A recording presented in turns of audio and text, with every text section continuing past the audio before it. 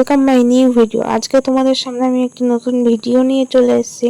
তো চলো আমি তোমাদের একটি নতুন জিনিস শেখাতে চলেছি। আসলে পড়াশোনার পাশাপাশি আমি এই ঠাকুরের আসনগুলো বানাই। তো এই আসনগুলো কিভাবে বানাই তারই পদ্ধতি আজকে তোমাদের সঙ্গে আমি শেয়ার করতে চলেছি।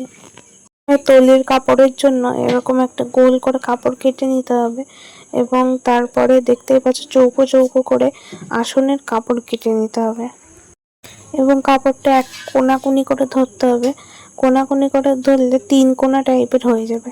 3 কোনা টাইপের হওয়ার পর সেটাকে আস্তে আস্তে আমরা শাড়িতে যেমন কুচি দিই ঠিক সেরকম কুচিগুলো দিতে হবে। এটা আস্তে আস্তে তোমাদের সবাইকে ট্রাই করতে হবে আসন বানাতে গেলে। তো আস্তে আস্তে ট্রাই করতে করতে দেখবে এরকম ধরনের কুচিগুলো তোমরা বানাতে পারছো।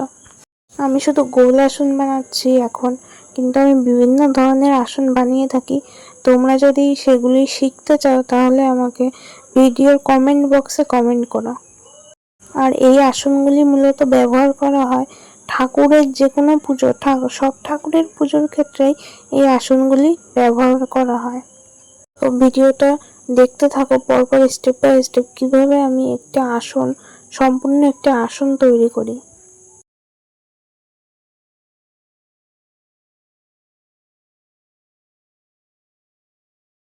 ভিডিওটা যাতে তাড়াতাড়ি শেষ হয় সেজন্য তোমাদের সুবিধার্থে ভিডিওটার স্পিডটা আমি বাড়িয়ে দিয়েছি।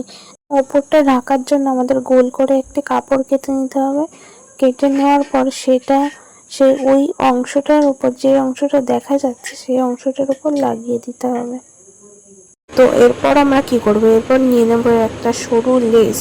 যেহেতু এই আসনটা ছোট সেই জন্য আমাদের সরু লেস নিতে হবে। ওই গোল কাপড়টা যেখান থেকে আটকেছি সেখানে কিছুটা অংশ বেরিয়ে থাকবে, সেটি ঢাকার জন্য আমরা এই লেসটি ব্যবহার করব। লেসটি ব্যবহার করলে যেমন আসনটার সৌন্দর্য বেড়ে যাবে, ঠিক তেমনই যে অংশটা বাড়তি সেটা ঢাকা পড়ে যাবে। তো দেখতেই পেলে কত সহজে একটি ঠাকুরের আসন আমি তৈরি করে ফেললাম। তো এরকমভাবেই ঠাকুরের আসনগুলি তৈরি করি।